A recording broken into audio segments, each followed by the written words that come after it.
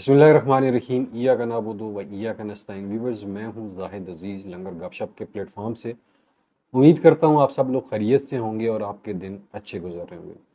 दोस्तों, कल मैंने एक बात की थी कि फ़ैसला वही होगा जो लोहे महफूज के ऊपर पाकिस्तान बनने से पहले लिख दिया गया था। इसमें किसी को कोई अभाम नहीं होना चाहिए।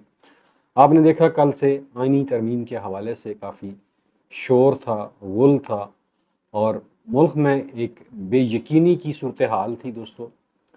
और आज आईनी तरमीम हुकूमत ने टेबल करनी थी, इस जैली हुकूमत ने, जिसने फार्म 47 वाली लास्टिक की शलवार पहनी हुई है। लेकिन आज एक बर वक्त फ़ैसला आया जिसकी वजह से वक्ती तौर पे ये जो तूफ़ान था थम गया।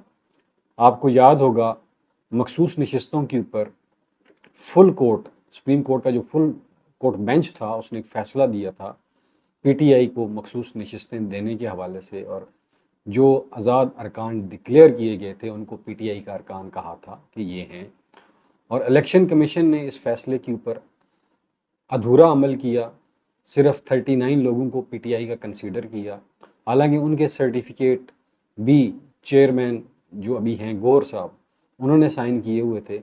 लेकिन जो 41 अरकान थे जो सुन्नी इताअत कौंसिल के प्लेटफॉर्म के ऊपर कंसीडर किए जा रहे थे, अ, उनके जो फार्म हैं वो उन्होंने कहा जी कि ये फार्म और इनके सर्टिफिकेट कौन साइन करेगा। ये एक वजाहती दरख्वास्त जो है जमा करवाई गई थी सुप्रीम कोर्ट में कि इसका फ़ैसला दें कि हमें, क्योंकि पीटीआई का कोई तंजीमी ढांचा नहीं है, उनका कहना था, और इनके सर्टिफिकेट जो है वो कौन साइन करेगा। इस वजह से 41 लोगों को इन्होंने पीटीआई में शामिल नहीं किया था और उन्हीं 41 आज़ाद उम्मीदवारों के ऊपर ये आइनी तरमीम बेस कर रही थी।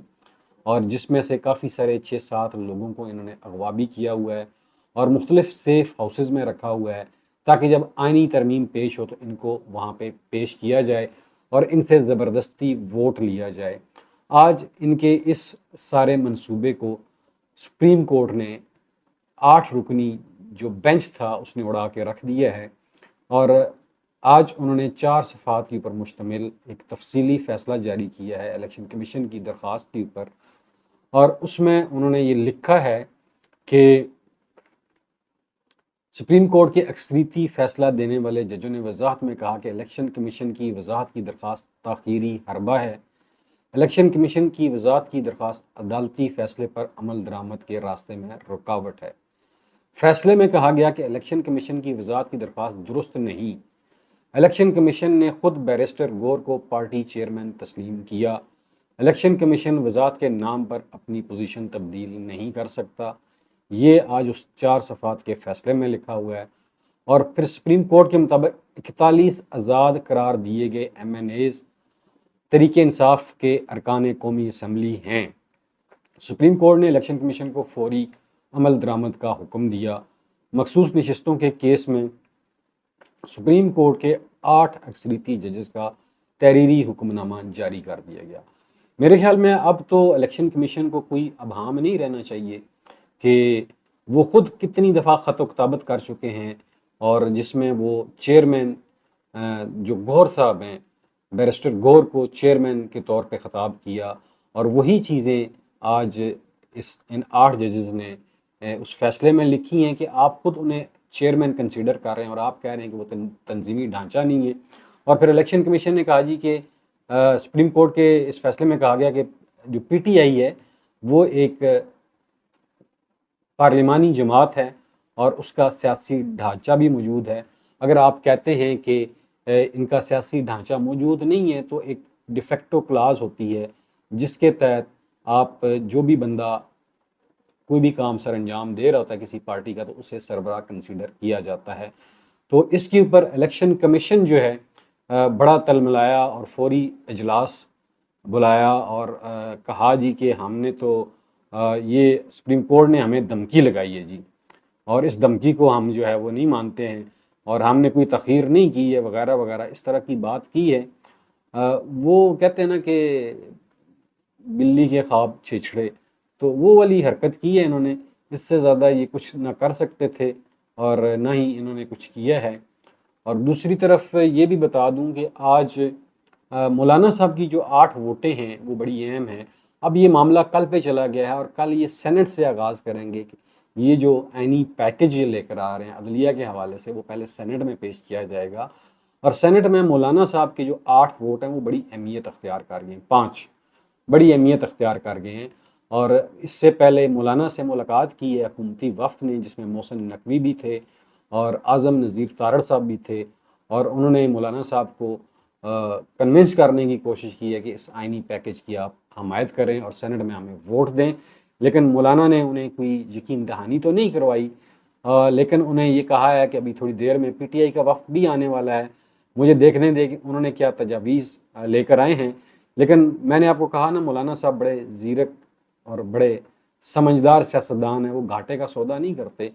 अब मौलाना के पास सिर्फ 2 ही ऑप्शन है, या तो अपनी सियासत बचा लें या फिर दुनियावी मफादात ले लें। यही एक 2 ऑप्शन बचे हैं। अगर मौलाना साहब वोट डालते हैं तो जो 8 सीटें मौलाना साहब के पास हैं कौमी असम्बली की, वो अगले इलेक्शन में नहीं होंगी, ये मैं आपको गारंटी से कहता हूँ। अगर मौलाना साहब चाहते हैं कि वो अगली असम्बली में अक्सरियत के साथ आएँ तो फिर मौलाना साहब को यहाँ पे वोट नहीं डालना होगा और मौलाना साहब जो हैं वो इस कौम के हीरो बन जाएंगे। 22 करोड़ आवाम उनके साथ खड़ी होगी। अब ये मौलाना साहब के ऊपर डिपेंड करता है कि वो हीरो बनना चाहते हैं या ज़ीरो बनना चाहते हैं। और दूसरी तरफ जी, अब जिन लोगों को इन्होंने अगवा किया था 6-7 लोगों को कि इनके वोट डलवाएंगे, वो इस ये जो फैसला आया है इसके मुताबिक फिर जस्टिस मुनीब अख्तर का एक फ़ैसला है जिसमें उन्होंने ये कहा था कि कोई भी दूसरी पार्टी का रुकन जो है वो वज़ीर आज़म की इलेक्शन में, आइनी तरमीम में या किसी और सियासी ओहदे के लिए जो भी इलेक्शन होता है कौमी असम्बली में, उसमें अपना वोट अपने चेयरमैन की मर्ज़ी के ख़िलाफ़ नहीं डाल सकता। उसके ऊपर अदरवाइज़ आइन की आर्टिकल 63 जो है वो लगेगी। और इसमें उन्होंने ये कहा था कि वो वोट अगर डालेगा भी तो वो वोट कंसीडर नहीं होगा और फिर उसके साथ वो अपनी सीट से हाथ धो बैठेगा, वो नाअहल हो जाएगा। तो अब ये 2 धारी तलवार उन लोगों के ऊपर लटक रही है जो पीटीआई के नाम के ऊपर जिन्होंने वोट लिए हैं और वो ये चाह रहे हैं कि वो 21 करोड़ 22 करोड़ रुपया लेके आइनी तरमीम के हक में वोट डालें। अब हुकूमत के लिए परेशानी ये बन गई है कि अब हम वोट कहाँ से पूरे करेंगे, क्या करेंगे। लेकिन कुछ आज़ाद अरकान असम्बली भी हैं, अब उनके ऊपर काम करना तेज़ कर दिया गया है। अब देखते हैं कि कल 4 बजे सेनेट के अजलास में जब ये टेबल होगा बिल आइनी तरमीम तो क्या होता है। दोस्तों, अगर ये आइनी तरमीम टेबल हो गई तो इसका मतलब फिर ये आप समझ जाएं कि मौलाना साहब ने अपना सौदा कर लिया है। अगर हुकूमत ने कल ये आइनी तरमीम पेश नहीं की तो फिर समझ जाइएगा कि मौलाना साहब ने 22 करोड़ आवाम का साथ दिया। बड़ा आसान सा फार्मूला है, किसी इसमें लगी लपटी की ज़रूरत नहीं है। हुकूमत तभी ये आइनी तरमीम सेनेट में पेश करेगी जब उन्हें ये यकीन दहानी हो चुकी होगी मौलाना साहब की तरफ से कि हमारे 5 वोट आपको पड़ेंगे। अगर मौलाना साहब ने ऐसा कर दिया तो समझें कि मौलाना साहब की सियासत का चैप्टर यहाँ पे क्लोज हो चुका है। वो जितने मर्जी ज़ीरक हों, जितने मर्जी बड़े सियासतदान हों, आज की आवाम बड़ी बाशऊर आवाम है और आवाम की मेमोरी भी बड़ी तेज़ है और इस मेमोरी को तेज़ रखने में सोशल मीडिया का बड़ा किरदार है दोस्तों। तो ये चीज़ें हैं जी। और उधर जी इसहाक डार साहब ने इशाइया दिया है। आजकल ये पार्टी प्रोग्राम तो बहुत चलता है, आपको पता है कि लालच तमा दिया जाता है कौमी असम्बली के लोगों को कि आप हमारे साथ चलें, हमें वोट दें तो हम आपको ये दे देंगे। फिर लेविश डिनर भी करवाए जाते हैं। तो उसमें जो इसहाक डार साहब हैं जी, उन्होंने कहा जी कि हम आइनी अदालत कायम करेंगे सुप्रीम कोर्ट के अंदर। भाई, क्या सुप्रीम कोर्ट आइनी अदालत नहीं है? आप और कौन सी आइनी अदालत कायम करना चाहते हैं? कहते हैं जी हम अवामी मुफाद के लिए नई अदालत कायम करेंगे सुप्रीम कोर्ट के अंदर। कमाल है यार इसहाक डार साहब, पता नहीं आपने सत्तू पिए हुए हैं कि पहले जो आपकी अदालत है सुप्रीम कोर्ट, वो कौन से पहाड़ परत रही है, कौन सा इंसाफ लोगों को दे रही है। अब और कौन सी आइनी अदालत आप लेना चाहते हैं? क्यों आवाम को गुमराह कर रहे हैं? ये सिर्फ और सिर्फ आप अपने मफादात के तहफ़्फ़ुज़ के लिए कानून साजी कर रहे हैं। आवाम को इससे क्या लगे आइनी अदालत क्या होती है? आवाम ने कौन सा आपको वहाँ पे आइनी मसले लेकर जाने हैं? आवाम को तो चाहिए उनके जायदाद के मसले हैं, ज़मीनों के मसले हैं जो नस्ल दर नस्ल चलते रहते हैं। किसी बेचारे के ऊपर चोरी का मुकदमा है, किसी के ऊपर डकैती का है, किसी के ऊपर मार कुटाई का है, किसी के ऊपर रिश्वत लेने का है। उनको आपकी इस आईनी अदालत से क्या मदद मिलेगी? 22 करोड़ अवाम को इस आईनी अदालत से क्या लगे? क्या supreme court of Pakistan Pakistan की सबसे बड़ी आईनी अदालत नहीं है? क्या सुप्रीम कोर्ट के अलावा भी कोई और अदालत होती है? तो ये आपका आईनी पैकेज पता नहीं क्या क्या गुल खिलाएगा अभी, अवाम को और कितना सताएगा। लेकिन 22 करोड़ अवाम ने ना ऐसे झोलियां उठाई हुई हैं, ऐसे, ठीक है ना। और ये 22 करोड़ अवाम की ये जो हाँ है ना, ये रद्द नहीं जाएगी। अगर आप आईनी तरमीम कर भी लें तो आप उन मकासद को हासिल नहीं कर सकेंगे जो आप करना चाह रहे हैं। ये मेरी बात आज लिख लें, क्योंकि दोस्तों एक बात याद रखिएगा कि किसी भी माशरे में ना कुफर का निज़ाम तो चल सकता है, लेकिन ना इंसाफ़ी का निज़ाम जो है ना, जहाँ पे इंसाफ ना हो जिस माशरे में, वो माशरे कायम नहीं रह सकते हैं। तो ये आप जितनी मर्जी आईनी अदालतें बना लें, आपके तहफ़्फ़ुज़ फिर भी महफूज नहीं है, आपके स्टेक फिर भी महफूज नहीं है, इसलिए कि आपने इस मुल्क को सैरगाह बनाया हुआ है। आप सैर करने के लिए आते हैं और फिर इन चरागाहों में शिकार करते हैं इस बेगुनाह अवाम का, और फिर अपने आबाई वतन लंदन, अमेरिका, स्विट्ज़रलैंड लौट जाते हैं। और आज जी कौमी असम्बली में बड़ी ज़बरदस्त तकरीर की है जी, स्पेशली जो तकरीर की है बिलावल भुट्टो साहब ने। और वो जो तकरीर कर रहे थे वो ऐसे ही लग रहा था कि जैसे किसी फ़ौजी की ज़ुबान बोल रहे हैं। तो इसके ऊपर बड़ा ज़बरदस्त गौर अयूब साहब ने कहा कि जो बिलाल साहब हैं, बिलावल भुट्टो साहब हैं, उन्होंने अच्छी ट्यूशन ली है, DGISPR के अच्छे शागिर्द साबित होंगे। और उनकी जितनी भी बातें हैं वो यही लग रहा था कि वो पिछले 2 दिन DGISPR के यहाँ बैठ के ट्यूशन पढ़ रहे थे। बड़ी ज़बरदस्त उन्होंने लताड़ लताड़ के लगाई हैं उनको। और फिर बैरिस्टर गौर ने भी कौमी असम्बली में ख़िताब किया और उन्होंने भी ख्वाजा आसिफ के कानों से धुएँ निकाले हैं और ठीक ठाक निकाले हैं। उनकी औकात उन्हें याद दिलाई है, उनकी औकात उन्हें याद दिलाई है। और गौर अयूब ने जो डिफेंस बजट है उसके ऊपर भी सवालात उठाए हैं, और वहाँ पे ऑडिटर जनरल की जो रिपोर्ट है, ऑडिट रिपोर्ट है डिफेंस के हवाले से, वो पेश की है। और उसमें 600 पता नहीं कितने अरब की इरेगुलरिटीज़ हैं। उन्होंने कहा इसके ऊपर क्यों कोई बात नहीं करता। फिर एक और इशारा जो दिया, दोस्तों ये चीज़ें मैं इसलिए बता रहा हूँ कि आपको ये पता चले कि पाकिस्तानी अवाम के खून पसीने की कमाई के साथ ये करते क्या हैं। और फिर जो बैरिस्टर गौर थे उन्होंने कहा जी कि एक दिन का इजलास जो है ना कौमी असम्बली का, वो 6.5 करोड़ रुपए में पड़ता है अवाम को। कितने का? 6.5 करोड़ रुपए में पड़ता है। और पिछले 70 दिन से ये कौमी असम्बली का इजलास जारी है और टोटल 115 मिनट की कानून साजी हुई है। तो आप ये बताएं कि ये कानून साजी जो की गई है ये मुफादे आमा में की गई है, अपनी ज़ात की प्रोटेक्शन के लिए की गई है। अब 72 को 6.5 करोड़ से ज़रब दें तो आपको पता चल जाएगा कि इस वक्त पाकिस्तानी कौम का खून पसीने की कमाई किन कामों के ऊपर बहाई जा रही है। और फिर जो पार्लियामेंट का तकद्दस है उसके ऊपर हमारे वज़ीर आज़म साहब ने कहा जी कि इसके ऊपर हम कोई कंप्रोमाइज़ नहीं करेंगे। तो इन्होंने कहा जी पार्लियामान के तकद्दस के लिए ज़रूरी है कि मुल्की और अवामी मफाद में कानून साजी हो। तो वज़ीर आज़म साहब मैं ये पूछना चाहता हूँ कि ये जो आप आईनी तरमीम लेकर आ रहे हैं इसमें कौन सा मुल्की और अवामी मफाद मुज़मिर है, आप ये तो बता दें। और किस पार्लियामान की तकद्दस की बात करते हैं आप, जो 2 दिन पहले जिस तरह पार्लियामान के गरबानों से पकड़ के घसीटा गया निकाब पोशों ने, आप ये इस तकद्दस की बात कर रहे हैं।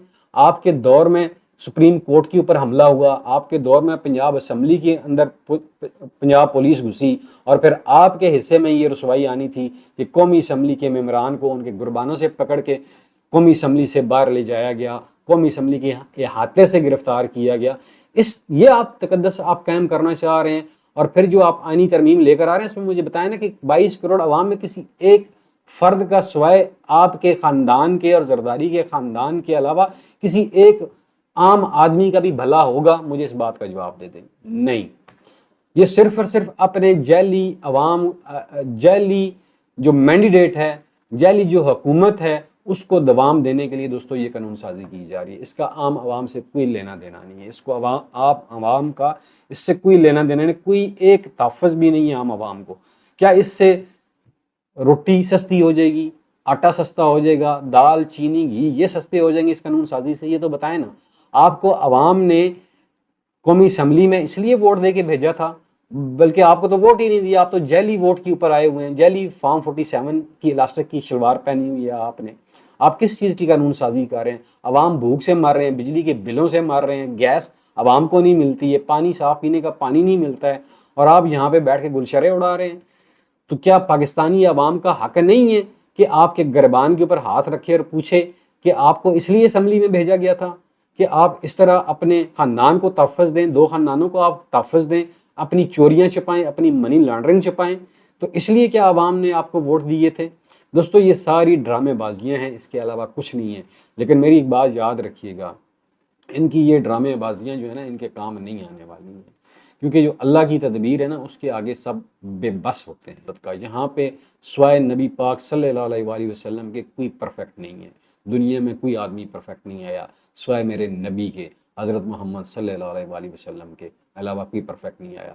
ये परफेक्ट बनने की कोशिश कर रहे हैं, और इनकी परफेक्शन की क्या बात करें कि अभी से 9 माह हुए और करप्शन के जिक्र ज़द आम हैं।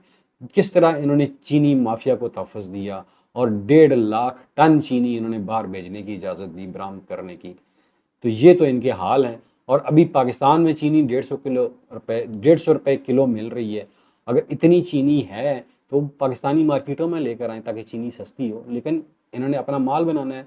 सबसे ज़्यादा शुगर मिलें किसकी हैं? या जरदारी ख़ानदान की हैं, या इनकी हैं, या फिर क्या नाम है, जंगीर तरीन की हैं? ये तो हाल है दोस्तों। अडयाला जेल में सहाफ़ियों से बातचीत करते हुए खान ने कहा है कि नई आईनी तरमीम के जरिए चीफ जस्टिस काजी फायज ईसा की तोसी के लिए सर तोड़ कोशिश की जा रही है। तरमीम जिस तरह से लाई जा रही है, अगर ये समझते हैं कि हम चुप करके बैठ जाएंगे तो इनकी भूल है। खान ने कहा, जी ये आईनी तरमीम आप बेशक ले आएँ, लेकिन मैं चुप करने वाला नहीं हूँ। मैं ये ग़ुलामी की ज़िंदगी बिल्कुल कबूल नहीं करूँगा। फिर उन्होंने कहा कि जब आज़ादी की जंग होती है तो कुर्बानियाँ तो देनी पड़ती हैं। जमहूरियत का कत्ले आम हो रहा है, मैं जान की कुर्बानी के लिए भी तैयार हूँ, किसी की ग़ुलामी कबूल नहीं करूँगा। ये मुकम्मल तौर पर कौम को ग़ुलाम बनाने जा रहे हैं। जी हाँ, हमारा जो कप्तान है वो ना झुका है ना बिका है, और उसकी डिक्शनरी में ये लफ्ज़ ही नहीं है दोस्तों। सच्ची बात आपको बताऊँ, उसकी डिक्शनरी में झुकने वाला लफ्ज़ नहीं है। हाँ, जहाँ गलती होगी मान लेगा, और ये इसकी अच्छाई है, और ये अल्लाह ताला ने इसे एक फ़न दिया हुआ है। और फिर उन्होंने कहा जी कि चीफ जस्टिस काजी फायज़ ईसा को बरकरार रखने के लिए सर तोड़ कोशिश की जा रही है, इंसानी हकूक़ की खिलाफ वर्जियों और इंतखाबी फ़्रॉड को तहफ़्फ़ुज़ देना चाहते हैं। नई आईनी तरमीम काजी फायज़ ईसा को लाने के लिए की जा रही है। मुल्क में जमहूरियत तो है ही नहीं। 20 से कम सीटों वाली जमात को पार्लियामेंट में जब बिठाया गया तो जमहूरियत तो वहाँ ही ख़त्म हो गई। आज मीडिया पर पाबंदियाँ हैं, जजेस को धमकाया जा रहा है। ये कहना था जी खान साहब का। फिर एक और खान साहब का जो आखिरी पैरा है वो बड़ा ज़बरदस्त है। इमरान खान ने कहा कि मुझ पर FIR काटी गई है कि ये हमूद और रहमान कमीशन रिपोर्ट भी कौम को पढ़कर सुना दें। हमूद और रहमान कमीशन रिपोर्ट पर अमल दरामद कर लेते तो पाकिस्तान में कभी मार्शल लॉ ना लगता। कुछ भी हो जाए, 21 सितंबर को लाहौर में जलसा करेंगे, इजाज़त दें या ना दें। जलसा करना हमारा जमहूरी और आइनी हक है। 1.5 साल से हमें जलसा नहीं करने दिया जा रहा। ये थी बातें जी चेयरमैन PTI जनाब इमरान खान साहब की। और एक कैदी जो है ना, कैदी नंबर 804, इस पूरे निज़ाम के ऊपर भारी है।